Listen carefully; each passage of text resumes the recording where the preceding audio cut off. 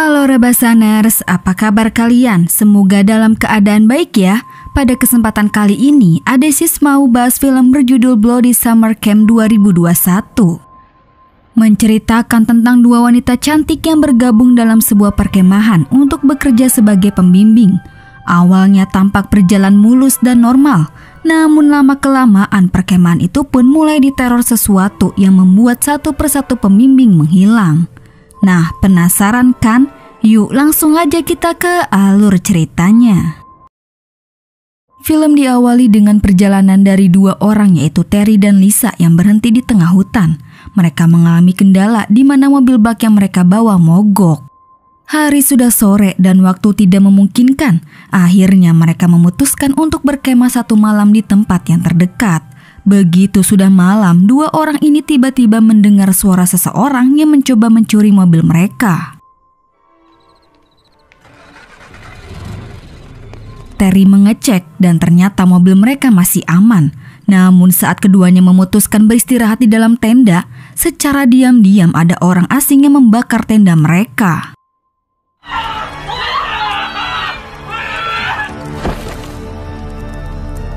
Dua orang ini hanya bisa berteriak dan terjebak. Tragisnya mereka pun gosong tewas mengenaskan.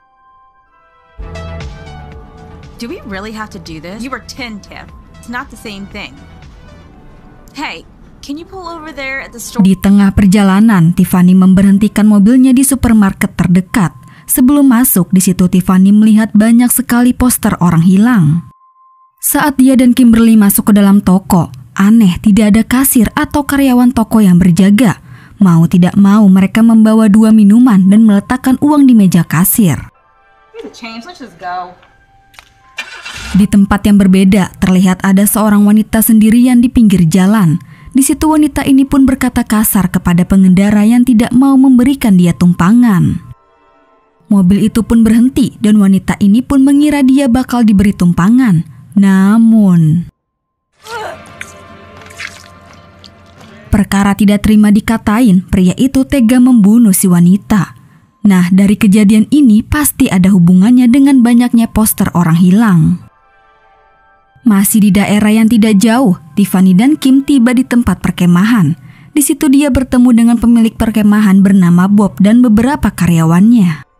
Tiffany dan Kim akan bekerja di perkemahan dan dibimbing menjadi konselor baru. Selain mereka, ada satu orang konselor baru lagi, yaitu Donnie, pria yang duduk di kursi roda. Roger, I have to go run a camp. Setelah mengemaskan barang-barang dan mengganti pakaian di kabin, Tiffany dan Kim ikut dengan konselor lain untuk diberikan arahan kerja. Your friend tricked you, didn't she? How did you know? All right.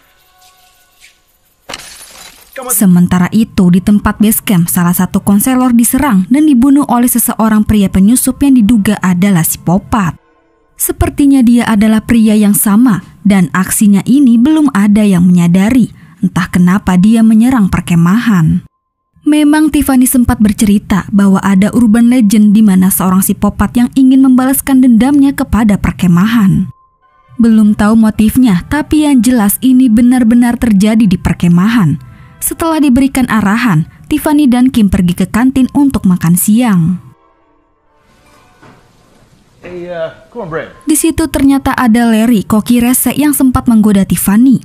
Melihat itu, Kim gak terima dan akhirnya terjadi sedikit perdebatan. Kemudian Tiffany, Kim, dan Donnie makan siang bersama. Di situ salah satu konselor bernama Teddy menghampiri Tiffany. Mungkin semenjak pertemuan pertama tadi, Teddy menyukai Tiffany dan mulai mendekatinya. Memang konselor Teddy dan Michael sangat beruntung bisa membimbing konselor baru yang cantik seperti Tiffany dan Kim. Namun sebaliknya, salah satu konselor bernama Jack sangat tidak terima ketika dipilih untuk membimbing Donnie. Yes, sir. Singkat waktu, malam pun tiba. Semua konselor lama maupun yang baru, mereka semua berkumpul di depan api unggun, sekedar bakar-bakar dan bercerita satu sama lain. Di situ Tiffany mulai menceritakan legenda kembali secara detail, di mana dulu ada seorang anak yang selalu memata-matai para konselor yang sedang beraktivitas. Bocil ini sangat caboel. Selain aktivitas biasa, dia juga sering mengintip yang lagi mandi sampai mereka yang mantap-mantap. Karena kesal dibuatnya, 2 orang konselor mengikat bocil itu di hutan. Namun saat dia kembali, yang tersisa hanyalah darah. Ada yang bilang bocil itu tewas dimakan hewan buas. Tapi ada yang bilang juga bocil itu bersembunyi yang akan menuntut balas dendam sampai sekarang. Semua orang tertawa dan mereka terhibur oleh lelucon yang diceritakan Tiffany. Malam pun semakin larut. Setelah mereka bersenang-senang, akhirnya mereka semua memutuskan untuk istirahat. Tapi di sini terjadi masalah kecil di mana Donnie dan Zack terlibat perdebatan karena masalah Zack yang masih saja kesal dengan Donnie. Beberapa saat kemudian, Larry si juru masak yang caboel terlihat sedang bermain burung. Namun tanpa ia sadari, di belakangnya terdapat pria bertopeng yang membawa golok. Pada keesokan harinya, Larry yang tidak masuk kerja menjadi bahan perbincangan para konselor. Nona Crowell yang bertanggung jawab atas staf-staf di dapur marah-marah kepada salah satu koki bernama Cornelius. Masalahnya Larry orang yang sedikit melenceng. Mereka tidak tahu apa yang terjadi dan mengira Larry tidak masuk kerja karena sedang asik-asik di luar. Kemudian ketika Donnie yang sedang asik membaca komik di kabinnya, Zack datang menghampirinya. Entah ada angin apa, tiba-tiba aja Zack bersikap baik untuk mengajak Donnie jalan-jalan. Awalnya Donnie tidak mau, tapi setelah dirayu Zack, akhirnya Donnie pun ikut. Keesokan harinya, Tiffany dan Kim mendapatkan kabar kurang enak dan mereka dibawa ke danau. Di situ terlihat Donnie menghilang dan kursi rodanya ditemukan petugas kebersihan di danau. Tidak mau terjadi sesuatu di perkemahannya, Bob langsung menghubungi polisi. Atas panggilan yang diterima, 2 polisi datang ke perkemahan. Di situ semua personil berkumpul dan dimintai keterangan satu persatu. Semua menjawab jujur tidak tahu menahu tentang Donnie, kecuali Zack yang berbohong, padahal dia sendiri yang terakhir bertemu Donnie. Di tengah-tengah interogasi itu, seorang ibu datang dengan kondisi amarah. Karena terjadi lagi orang yang hilang, dia menuntut menutup perkemahan dan menganggap tempat itu sudah nggak beres. Tiffany tidak tahu ibu itu siapa. Bob pun menjelaskan bahwa dia adalah ibu dari salah satu peserta yang hilang dan dinyatakan tewas di perkemahan 2 tahun yang lalu. Tidak terasa waktu sudah sore hari. Zack memilih untuk olahraga di sekitar hutan untuk menjaga tubuhnya agar tetap sispek. Akan tetapi, si Popat itu muncul untuk membuatnya pingsan. Saat tersadar, Zack diikat dan menganggap dia adalah salah satu konselor yang mengerjainya.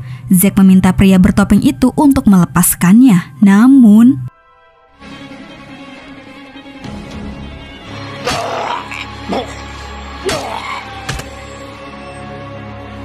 secara sadis dia mengkampak Zack jadi 2 dan membunuhnya. Satu persatu staf mulai menghilang. Mereka belum tahu bahwa ada si Popat yang terus mengincar. Singkat cerita, Teddy mengajak Tiffany untuk bersantai berduaan di danau di atas perahu. Sementara itu, pasangan konselor Claire dan Mike selalu menghabiskan waktu untuk mantap-mantap. Nah, selesai mantap-mantap, mereka break sebentar untuk istirahat. Namun, ternyata dari luar ada si Popat yang sedang memperhatikan dan membidik Claire dengan anak panah. Stacy! What the hell? Kedua sejoli ini pun tewas secara mengenaskan. Entah siapa si Popat di balik topeng itu. Apakah mungkin ada hubungannya dengan urban legend yang diceritakan Tiffany? Entahlah, masih belum terungkap, tapi pembunuhan mulai semakin intens. Si Popat itu pun kemudian mulai mengincar konselor lain. Dia bernama Rebecca. Rebecca digiring si Popat untuk masuk ke dalam jebakannya. Awalnya Rebecca menganggap si Popat adalah salah satu konselor. Namun,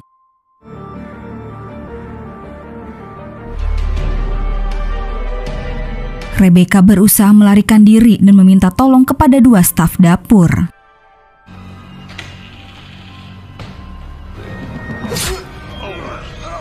Sementara itu, Rebecca memilih bersembunyi di dalam toilet. Saat dilihat sepertinya kondisi sudah aman, Rebecca pun mencoba keluar toilet. Akan tetapi, dengan sadis psikopat itu menusuk jidat Rebecca hingga dia tewas. Semua pembunuhan yang dilakukan, psikopat tidak meninggalkan jejak sama sekali. Jadi semua personil hanya mendapatkan fakta bahwa satu persatu teman-teman telah menghilang entah kemana. Mereka pun yang mulai sadar bahwa ini nggak beres menjadi ancaman dan ketakutan tersendiri. Bob mencoba pergi untuk kembali menghubungi sheriff. Namun tanpa mereka sadar, semua kendaraan atau mobil inventaris perkemahan semua sudah disabotase oleh seseorang. Nona Crowell dan Hendrik selalu bertanggung jawab atas semua staf. Mereka diminta Bob untuk menjaga yang lain. Sementara Bob akan nekat berjalan kaki untuk melaporkan kejadian ini kepada sheriff. Selain para staf dan petugas dapur, perkemahan Bob juga memiliki seorang perawat bernama Anna yang terlihat seksoi. Michael dan Anna menjalin hubungan dekat. It's a compliment. Michael, are you even in... Tapi karena peraturan yang melarang sesama staf berpacaran, mereka berdua memilih bertemu di tepi danau untuk berduaan. Singkat waktu, Anna datang duluan lalu melepas semua pakaian untuk berenang.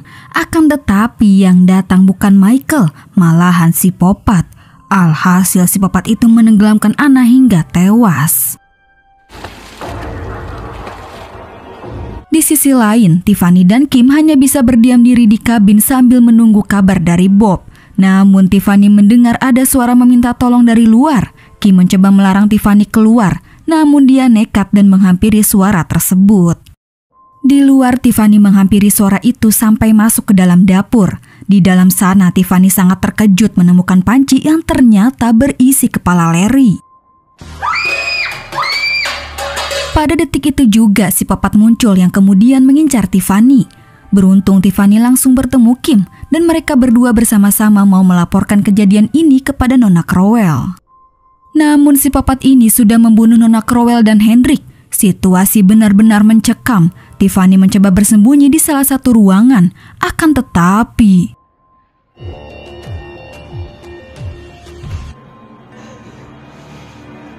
dengan sigap Kim menolong Tiffany dari si psikopat. Namun apesnya Kim sendiri malah terkena serangan dan dibunuh si psikopat. Tiffany sangat ketakutan, namun akhirnya dia lari dan bertemu dengan Teddy di danau. Di situ mereka berdua mendengar sesuatu yang kemudian menemukan sebuah tempat yang dimana terdapat Michael dan semua jasad korban si psikopat. Entah apakah Michael si psikopat atau bukan, tapi yang jelas di sini dia menyalahkan Tiffany atas apa yang sudah terjadi. Teddy membela Tiffany dan mereka berdua mencoba melarikan diri. Namun terjadi perkelahian antara Michael dan Teddy yang menyebabkan Teddy jatuh dan tewas terkena garpu rumput. What did you do? Ketika Michael mencoba membunuh Tiffany, salah satu staf kebersihan bernama Brian datang untuk menolong Tiffany. Di sini akhirnya Tiffany berhasil membunuh Michael dan mereka berdua selamat. Pada keesokan harinya, Tiffany menjelaskan kronologi tragedi yang sudah terjadi. Semua sudah terungkap, Michael adalah si psikopat yang bertanggung jawab atas pembunuhan di perkemahan. Di situ beruntung Donnie ditemukan dan masih selamat. Dia hanya mendapatkan luka kecil di dahinya. Ia pun menjelaskan bahwa waktu itu Zack membawanya ke danau dan meninggalkannya sendirian.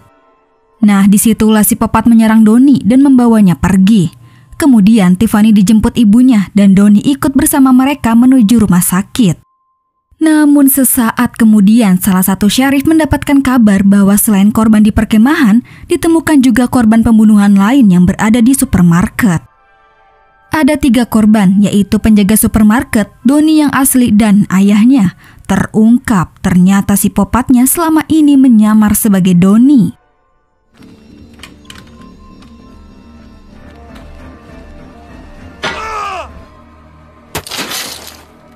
Kilas balik memperlihatkan bahwa ketika Zack membawa Donnie palsu ke danau, ternyata dia sendiri yang menendang kursi rodanya. Lalu dalam kilas balik psikopat itu berpura-pura pingsan dan ditemukan oleh Michael. Psikopat mengatakan bahwa Tiffany dan Teddy adalah dalang di balik semua pembunuhan ini. Nah, itu sebabnya Michael terpengaruh omongan itu dan menyerang Teddy dan Tiffany. Pada adegan terakhir, si papa tersenyum yang kemudian memegang tangan Tiffany. Dan film pun selesai. Nah, itulah alur cerita dari film Bloody Summer Camp. Oke guys, cukup sampai di sini dulu ya. Terima kasih yang udah nonton. Mohon maaf jika ada salah-salah kata ya guys. Dan jangan lupa subscribe channel Adesis. Sampai jumpa di video selanjutnya. Bye.